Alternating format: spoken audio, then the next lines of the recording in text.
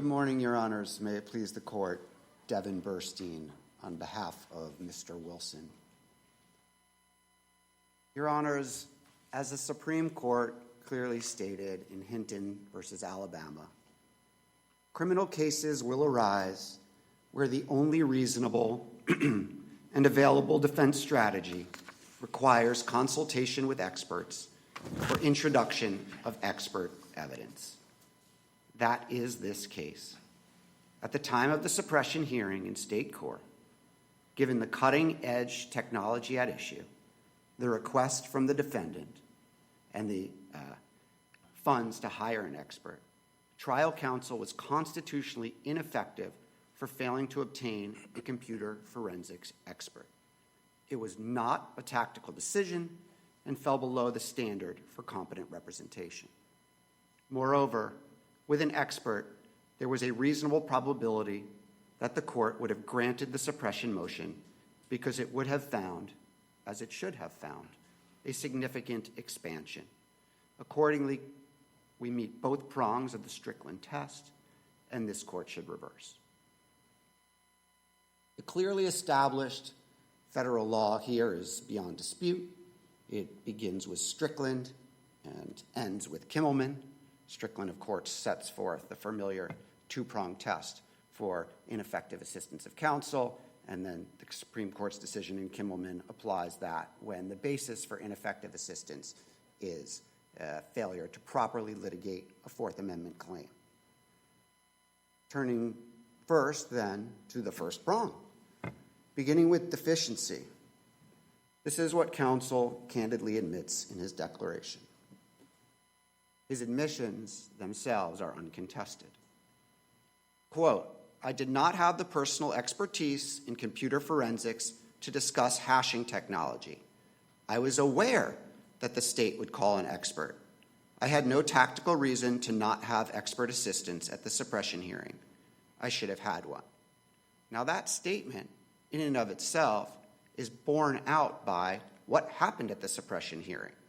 We have counsel's, I'll use the term muddled, cross-examination of the state's expert, which really went nowhere. I mean, there's the line, and I chuckle to myself every time I read it about the tomato plant, where the expert's going, I don't know what you're talking about, sir. Like, if you say a thing is a tomato plant, you're not a tomato plant. And then counsel's forced to basically concede, maybe I'm not understanding.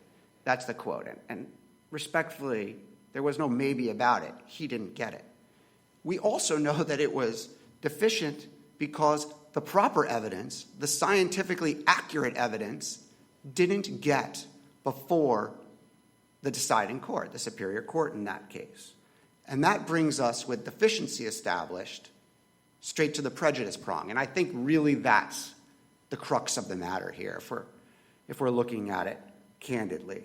So what Kimmelman says, the Supreme Court's controlling precedent says, is whether the Fourth is when you look at prejudice under Strickland based on the Fourth Amendment claim, the question is, quote, whether the Fourth Amendment claim is meritorious and there is a reasonable probability that the verdict would have been different absent the excludable evidence.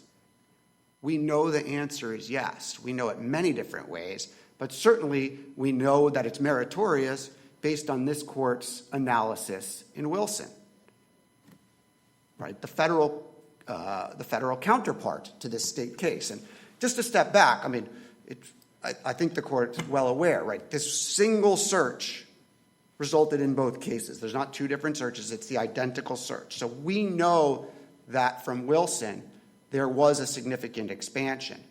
What's clear is that the evidence for the Superior Court to find that significant expansion didn't get into the record. But didn't the DHS expert essentially say the same thing that your expert would have testified? No, not at all. I mean, and that's where the district court's main error is. I mean, he testified that you can, without looking at the image, look, there's digital images, you see it, but then if you look underneath, you could use binary 0-1 numbers or hexadecimals, whatever it is, and each one has unique numbers. And I think that's what the agent testified was. You don't have to look at it. We know what this is. This represents, and I think he said it's virtually nil, that different images would have the same, hash value. I mean, it's kind of like DNA, right? You don't, you wouldn't know personally, an expert says this is DNA, someone's DNA is not the same as another person's DNA, and that's what seems like the DHS expert testified and said, look, we know by hash value that this thing is child pornography. You don't have to look at it. It is, because the hash value, they're almost never identical, and this is what it is. And it seems like he testified to the same thing, and the difference here is maybe the difficulty of applying, the Fourth Amendment to this newfangled technology. That's the difference, or the different results from our circuit here and the state court. So there's two answers to that. The first part of it is what the expert actually said, which was misleading, not misleading and intentionally misleading, but misled the California courts. The second part is not just what the expert said, but what was missing, right? So I'll get to both. Starting with the quote at ER 236, the prosecutor asks, Google's system goes and finds a picture that has the exact same digital fingerprint, and I can say, oh, well, that second picture is this child pornography that I just saw in picture A because they have the same hash values. And the expert answer is correct. That leaves the impression that somebody had seen the images in Mr. Wilson's files. And that's the basic problem, that why you needed a defense expert, because that's what's not clear. What's not clear is that nobody had ever seen the images in Mr. Wilson's files. Somebody at some time, we don't know, saw some other files in some other images, but nobody saw what was in Mr. Wilson's files, right? It would be like in Walter. Somebody some other time saw some other films with similar markings, but nobody opened those films. Right? But it had the same hashtag as a previously identified child pornography, and the agent says it's virtually nil that they would have the same. It's not just that. Value. I agree with you on that. If someone tells me this has the same hash value as child pornography, I don't need to see it. I will accept it. You don't, but that's wrong. That's scientifically, objectively wrong. This court said why it's wrong, but that's the second part. Well, that's applying, this new, again, to this newfangled technology, how it is. But I mean, the agent testifies it's virtually nil that they would have the same digital hash if they're the same. But that's not enough. That's the problem. Yes, they have the same digital hash. Well, let's look at, and maybe this will be a better way to explain what I'm trying to say. If you look at the California Appellate Court's decision, right, on this, we don't have a reasoned decision to look through, but let's look through to that. This is what they say, quote, this is what they say based on the record before them as they understood the technology. Based on the assigned numerical values or digital fingerprints, they are representative of the contents depicted in the photographs themselves. The government gained no new material information by viewing that image. That's ER 1174 and 1175. That's just wrong. That's the impression that was left, was that the digital hash somehow let them know what the contents of the photo was. But I mean, yes, for the digital hashtag, you don't know, is this a underage girl, underage boy? What are they doing? Yes, we don't know that, but we do know it has the same hash value as a file that depicts child pornography. No, we don't. We know that it has the same hash value as a file that somebody thought may have fit the definition. That is a very different thing.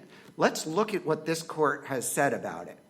First, the government search exceeded, I'm going to quote directly. First, the government search exceeded the scope of the antecedent private search because it allowed the government to learn new critical information that it used first to obtain a warrant and then to prosecute Wilson. I'm just going to pause. You can't hold up a hash value and say, ladies and gentlemen of the jury, 1, 2, 3, XYZ. But this is for probable cause. So we're not talking about the guilt phase here. We're saying the probable cause, right? For the search. That's what you're disputing. Well, here. we're not. No, because there was no warrant, so probable cause is irrelevant. Well, I mean, for the officer to look at, right, compare yes. the two. I understand your point. Keep going with the court. Second, This is really the key. That wasn't before the court also. Second, direct quote from Wilson. The government search also expanded the scope of the antecedent private search because the government agent viewed Wilson's email attachment, even though no Google employee or other person had done so, thereby exceeding any earlier privacy intrusion. That's that second part. They looked at someone else's files. It wasn't that they looked at the same file. Roloff would have explained that and made that clear. If you go to what this court held in Wilson, the whole thing about these rights are personal rights, right? So if I go and read her version of Catcher of the Rye, it doesn't mean I can be a police officer and then go read your version of Catcher in the Rye in your library, right? These are personal rights. Roloff would have explained that key thing, that nobody looked at the files in Wilson's thing. Somebody, we don't know who, we don't know when, we don't know where, we don't know under what circumstances, looked at somebody else's files. This has to be an expansion. It's by definition an expansion. That information never got before the deciding courts in California. Why? Because he didn't call an expert. He knew the state was going to have an expert. He knew he didn't know what he was talking about. And worst of all, he knew that in the federal court, they had lost without an expert. In district court, this court reversed in Wilson. So we know those things. I should have had an expert. This is one of the craziest things about this is it's in the record. Luke Wilson asked him for an expert. This was privately retained counsel, said, get an expert. There's zero tactical reason. So then we're only in Kimmelman land. We're only in Kimmelman land. And the only question for this court is it meritorious? You know it's meritorious. Without that evidence, could it have had a different verdict? Of course. Because all of the digital evidence, every email message, all of it, all comes back to that search. So just specifically, what would the expert have said? That the hashtag that was associated with the first child pornography was not part of Wilson's file? Right. And that you couldn't see who the individuals were by looking at the hashtag. Is that what the expert would have said? And more, and continuing. And what else specifically? Opening a file or set of files provides substantial additional information beyond its hash value to the observer. Right. In your brief, you said the ethnicity is the age of the people in the file. Is anything beyond you? Obviously, you can't see the picture. You just have a label, child pornography. So what else specifically would the expert have said? He would have talked about the fact that nobody saw the files. Okay, nobody saw the files, and that the first file that was labeled as child pornography, we don't know when it was labeled or by whom, and then and it was in Wilson's file. That's the the key. hashtag on Wilson's file was identical, and we know that it probably means it's the same image, but nobody looked at the image. Is that what the expert would have said? Among other things. Okay, what other things? He would have talked also about the fact that it is impossible to determine whether a file is in fact child pornography without opening it simply based on a hash match. That's at ER 1222. Okay, but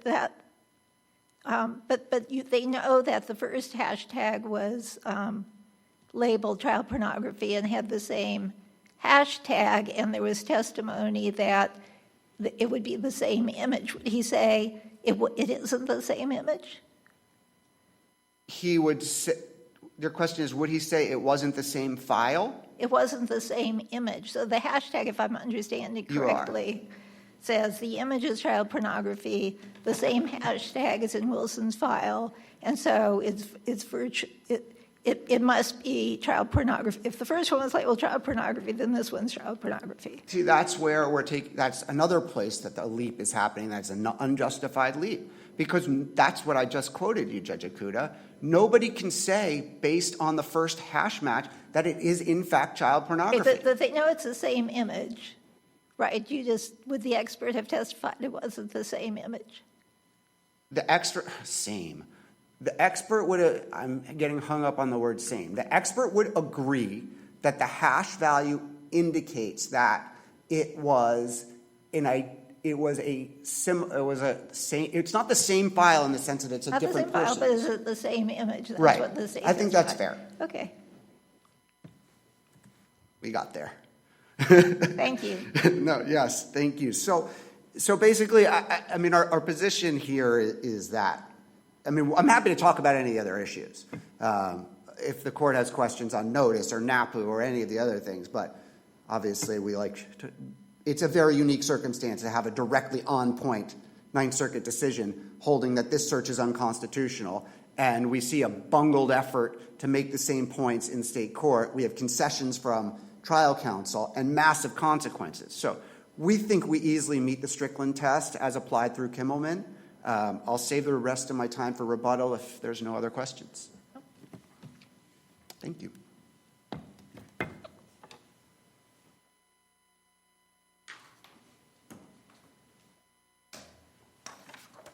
Good morning. May it please the court, Alana Butler on behalf of respondent.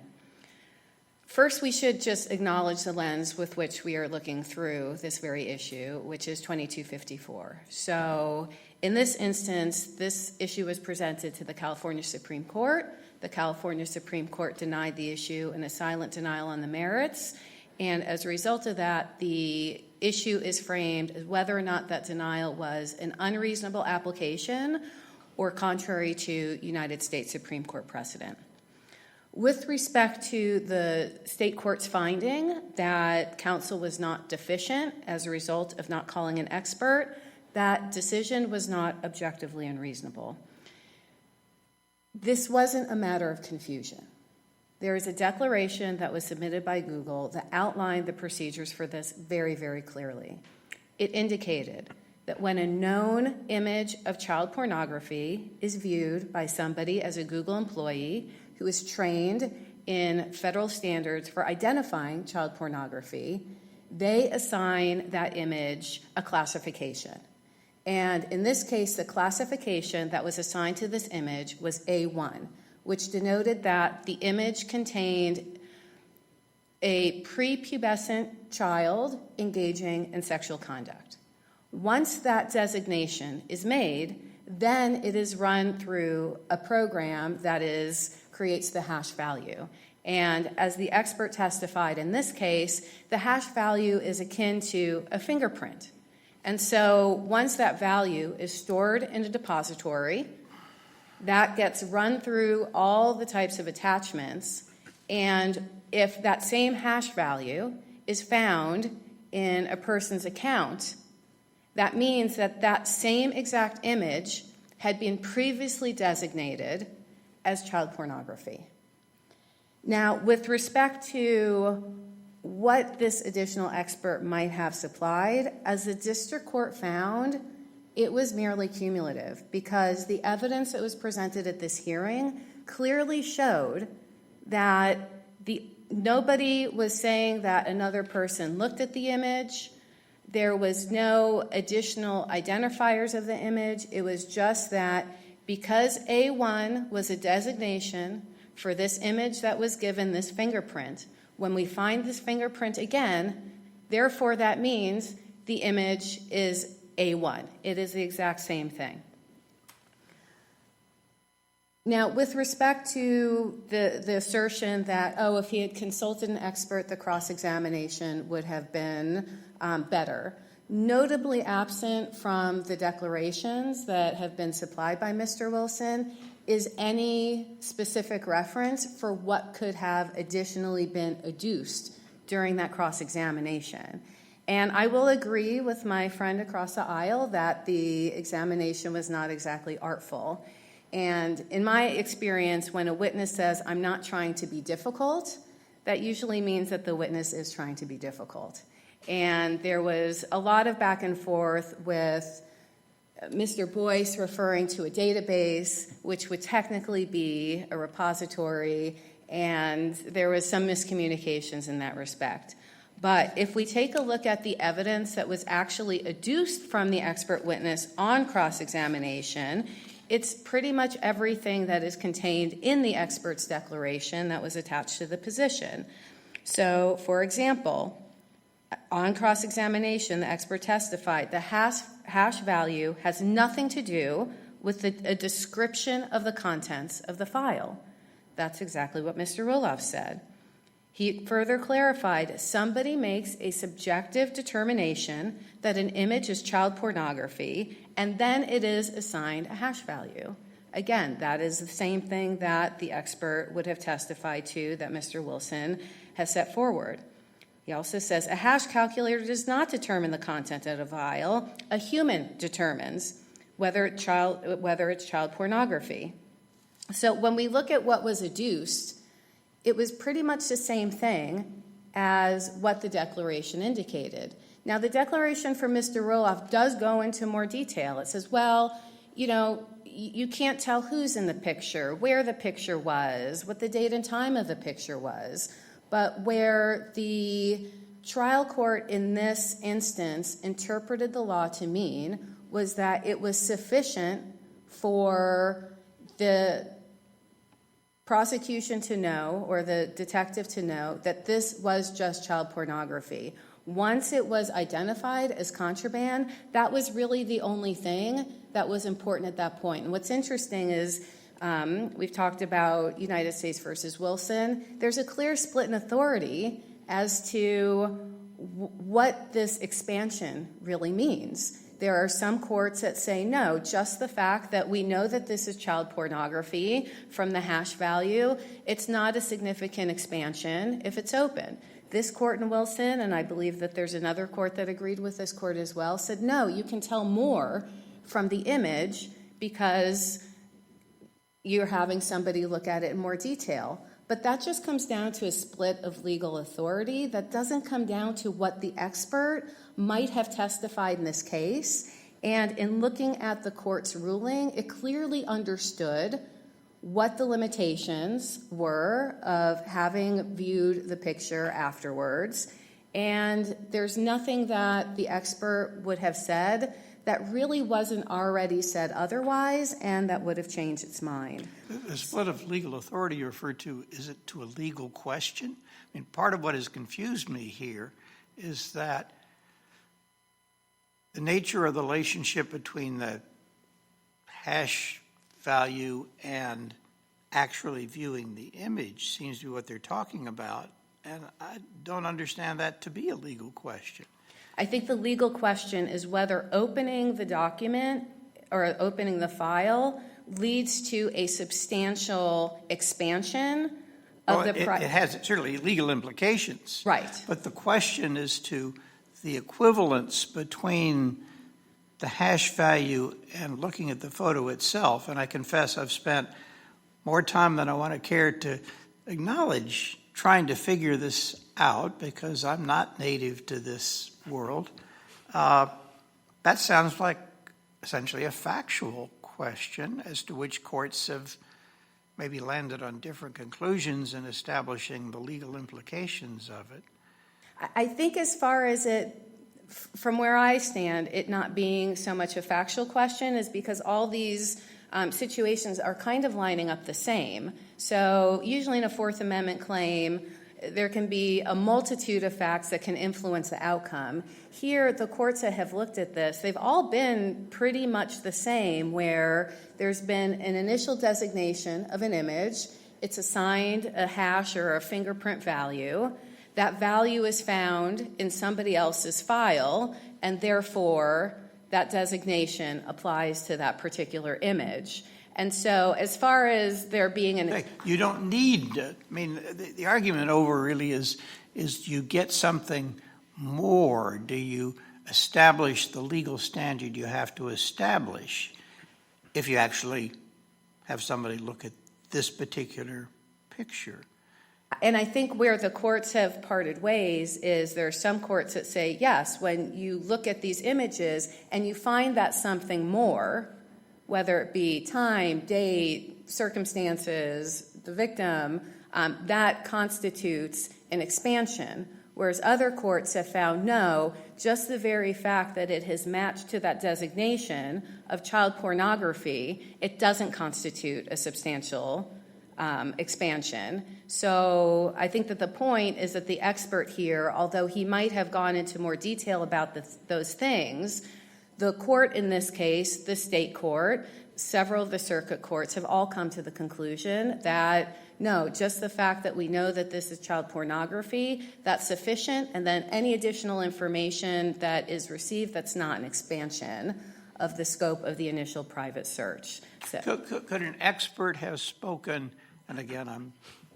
betraying my own ignorance, could an expert have spoken to the question of the level of reliability of the hash value? You've talked about A1, that's simpler to remember than the other numbers, so I'll use that. Can we take it to the bank that A1 is going to lead us to a photo that constitutes child pornography without fail?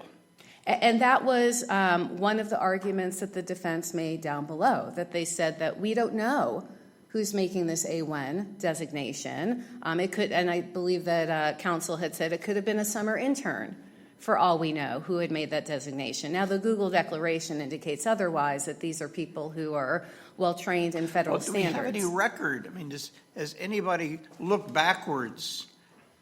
I guess it couldn't be the government agents, it would have to be Google. Does Google have proof of a scientific nature saying, we've labeled 1,000 photos A1, and we looked at those photos, and they all constitute child pornography? That was not a part of this record, and I'm not aware one way or another if that exists. But given the Google declaration in this case saying that their employees are trained under federal standards in order to identify this, that was sufficient for the court. And since we are on an IAC claim as to whether or not counsel properly litigated this hearing, counsel did make that very argument that said that there may not be a reliability for that initial designation. But that's not something that the defense expert would have spoken on, at least not to my recollection of what was contained in his declaration. It was purely, what else could this image have shown? But to that point as well, there was a lot before the court, not only from the expert, but also from the arguments and the reply brief from counsel indicating much of the facts that Roloff had said. Mr. Boyce had indicated in his reply brief that the agent had opened and viewed the files, which Google had not done, which was also part of the Google declaration, and had exceeded the scope of the search. He also, in the reply brief, indicated that the hash value is not the equivalent of the image, and when the agent opened the attachment, he would have been fully apprised of its contents, whatever they were. So the arguments were before the court. Mr. Boyce did seem to understand the technology involved, and although the cross-examination may not have gone flawlessly, he was able to elicit all the points that he needed to make to show that there was much more to this picture than just the hashing technology. Now, with respect to prejudice, first and foremost, the trial court made its ruling on two different grounds, which were alternative in nature. The first ground, it did find that Mr. Wilson did not have a reasonable expectation of privacy, and that had nothing to do whether or not the scope of the search was expanded, has nothing to do with the hash values. So there was this alternative finding, and although I believe in Mr. Wilson's briefing he indicated that was something that the prosecution had conceded, I just wanted to clarify that the prosecution did concede that he had a subjective expectation of privacy in the files, but not a reasonable expectation of privacy in the files. So we have those two different rulings for which the expert testimony would not have made any difference.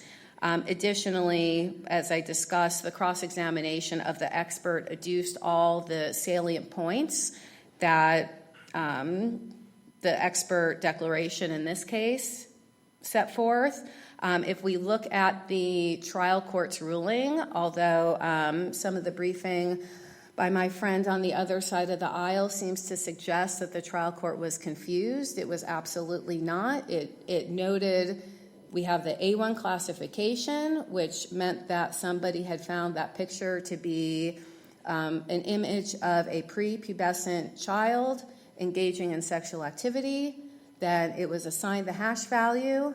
That hash value is found in Wilson's files, and those were the files that were turned over to the authorities. So the court clearly had a very thorough understanding of the technology involved, but simply just made a decision based on the U.S. Supreme Court case, which is, shown to be the subject of a conflict among circuits of whether or not that actually viewing the files was an expansion of the search. So I would say that under these circumstances, the California Supreme Court's denial of this claim was not contrary to or an unreasonable application of United States Supreme Court authority. The district court properly found as such, and we would request that the district court's decision be affirmed. And unless there are any further questions on this issue or any other, I am prepared to yield the remainder of my time. Thank you. Thank you.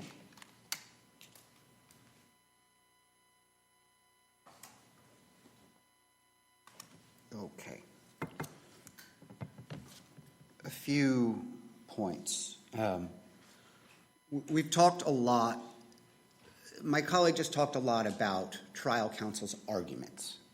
He made this argument in his reply brief. He made that argument in his reply brief. That whole point actually inures to our benefit because arguments of counsel are not evidence. And the whole point is he did not call an expert, so he had no evidence to back up these arguments. That shows the deficiency and the prejudice. There was a lot of talk about this A1 classification.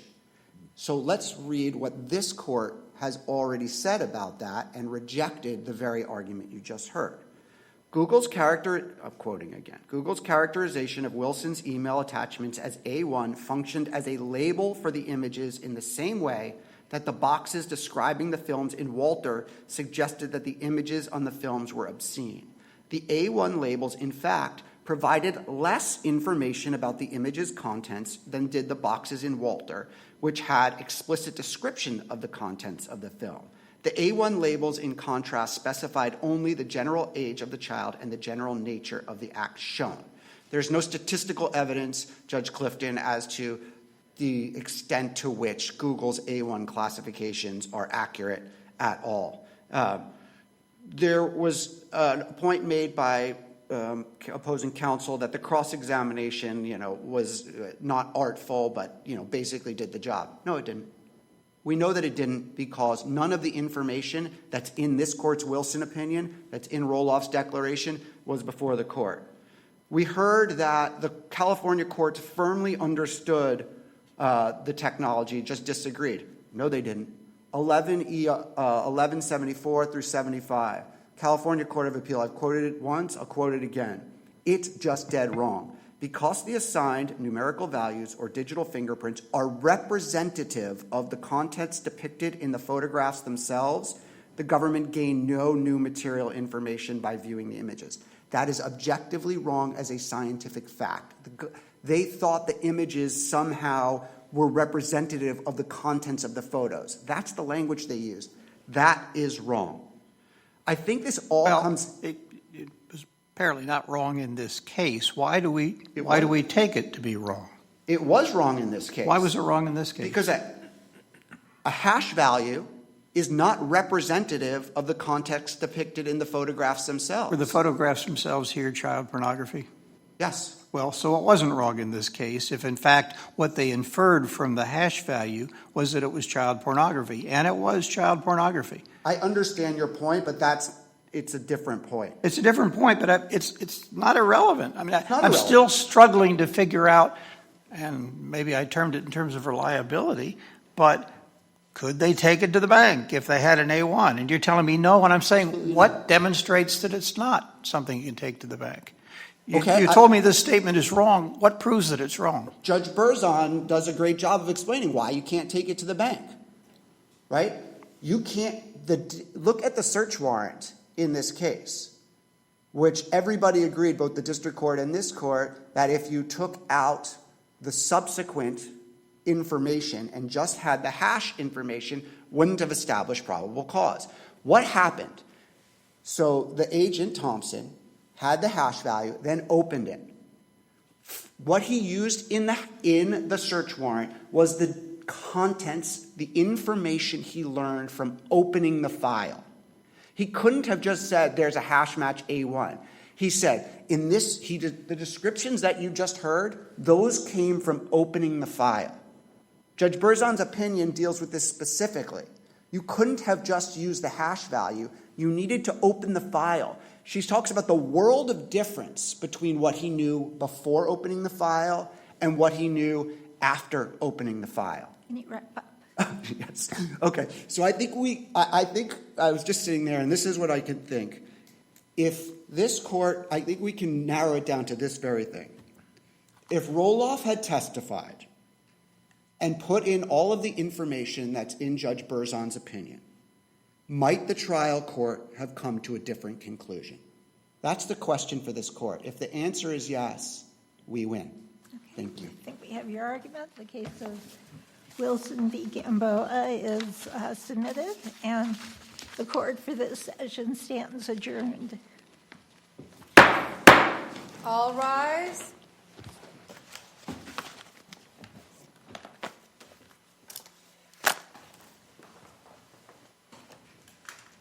This court for this session stands adjourned.